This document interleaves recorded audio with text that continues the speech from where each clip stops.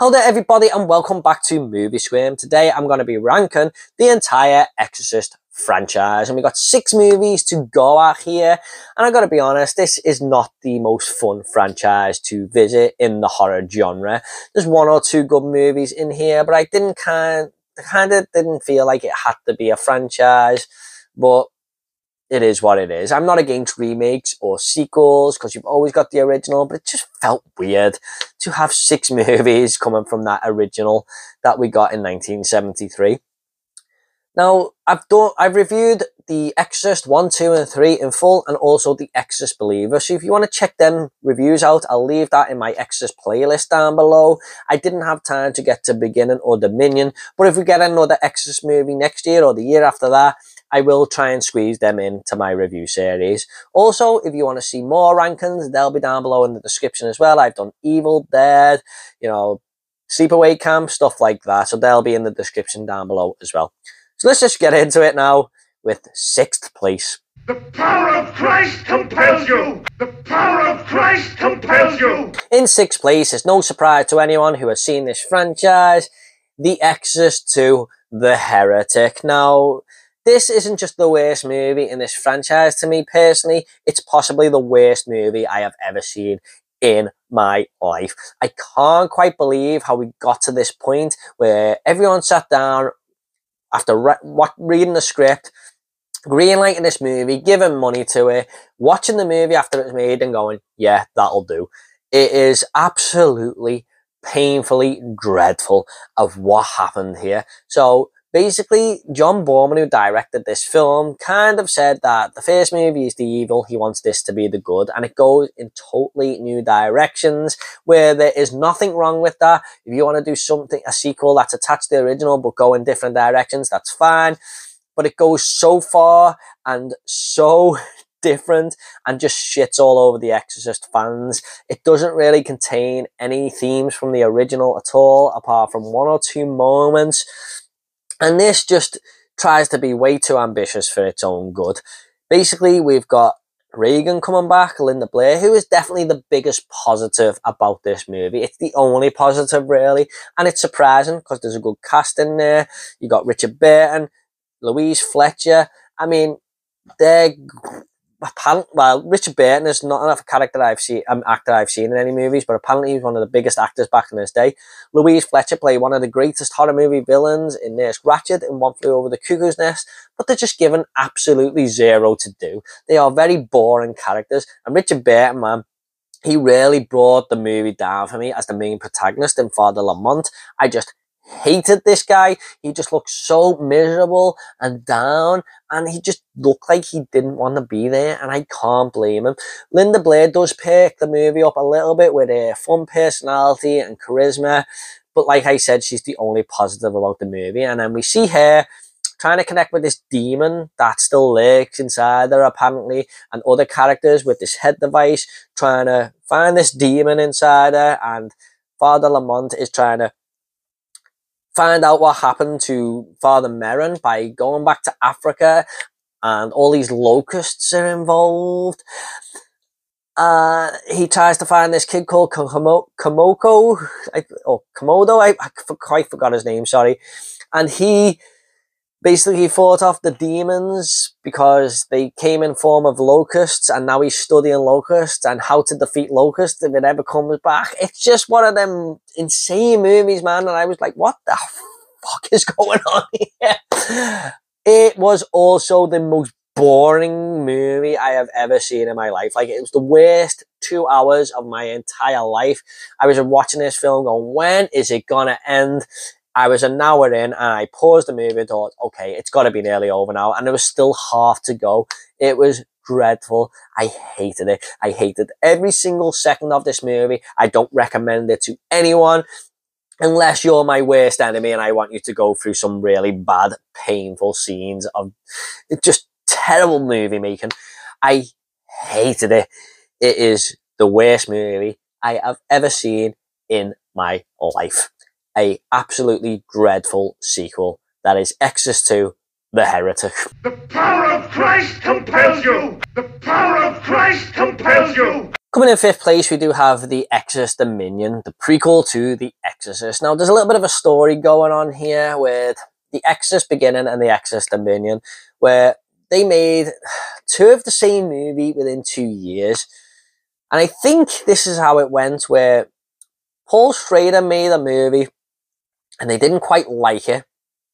So they let Rennie Harlan make The Exorcist Beginning, and when it didn't quite do well, they went back to Paul Schrader and said, okay, just fix this movie up a little bit and we'll bring this one out as the true Exorcist prequel.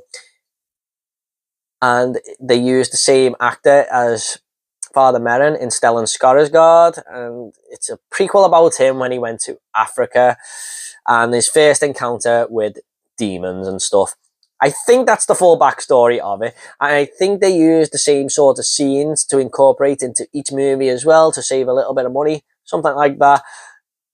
It's just a very convoluted story, and it's a very weird thing to see. It's not something you see all that often, but basically they follow the same story and weirdly use the same actor in the main lead.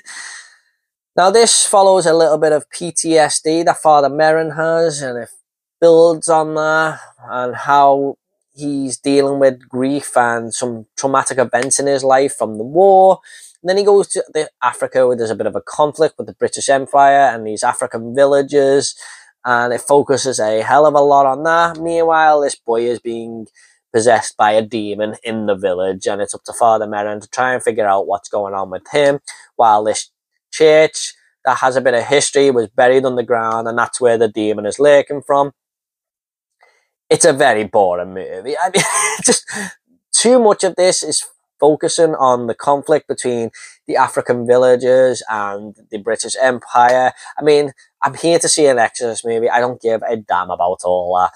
It just took a very long time to get to the end. And what I will say is the third act of this movie is a little bit better than The Exorcist Beginning's third act. The demon looked a little bit more sinister and stuff. But overall, I just was not a fan of this movie. It's kind of a bad film. It's not as boring as The Exorcist 2, but man, it was a struggle to get through. Stellan Skarsgård brings something to the character of Father Merrin. He really does look like him as well, actually. I thought he'd done well in the role, but overall, I just did not like this film at all. That is The Exorcist Dominion. The power of Christ compels you! The power of Christ compels you! Next up, we have The Exorcist Beginning, and this is very much the same story as The Exorcist Dominion, although this is a little bit more entertaining to follow very, very slightly.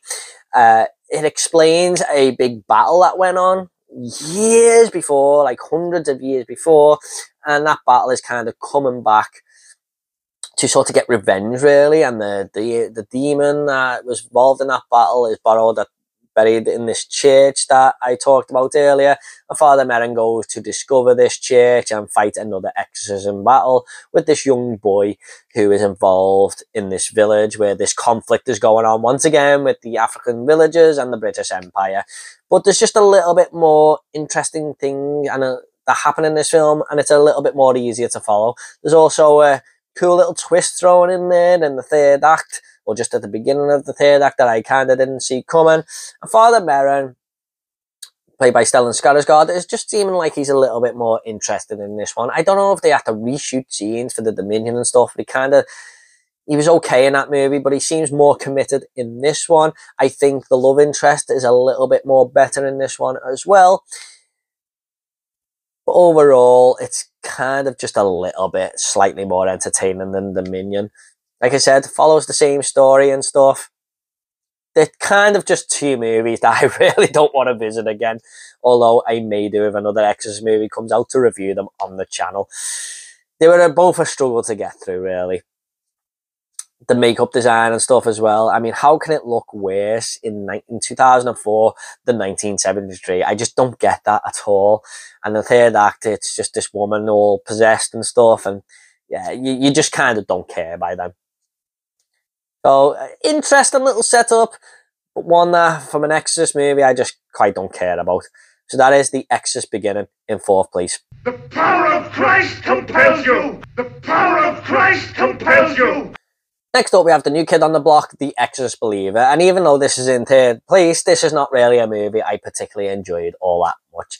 This follows two girls who go lost in the woods, and a few days later they come back and they have started to become possessed, the two of them. And I thought that was an interesting aspect of the movie, having two girls possessed instead of one. But this is a legacy sequel, which we seem to be getting a lot of these days, that doesn't actually feel all that much like a legacy sequel, apart from Exorcist in the title and Chrissy McNeil, played by Ellen Burstyn, coming back for a little bit. You take that away, and this isn't an Exorcist movie at all, really. It doesn't feel like it's attached all that much. It just feels like David Gordon Green and the writers of this film didn't quite know what to do. Halloween is one thing, tackling The Exorcist, which is a beloved masterpiece in horror, is something else. And I just don't think these were the right team to do that. I think it may have been tackled rightly, even though I don't think it needs a legacy sequel, if you got the right people in charge. But I just don't think these lot were the main team to do that. Chrissy McNeil, played by Ellen Burstyn, is totally wasted in this film. She comes back for just a little bit there, and it was just felt like, what was the point? And it's kind of a insulting way to deal with a character, what they do in this movie. Leslie Odom Jr. as the main protagonist was a positive. He was someone I wanted to get behind, because as a father now, when your daughter goes missing and stuff, I really felt what he was going through there. And I thought he put in a great performance with what he had to work with. It's just a shame they didn't really do all that much for him. But he was fine in this. I would like to see him in more movies going forward. The movie is not scary at all. The Exorcist is known for being the scariest movie ever made to some, and this just wasn't scary whatsoever. I can't really see anyone being scared by this film. There's a lot of shouting from the demonic girls and throwing themselves everywhere, going,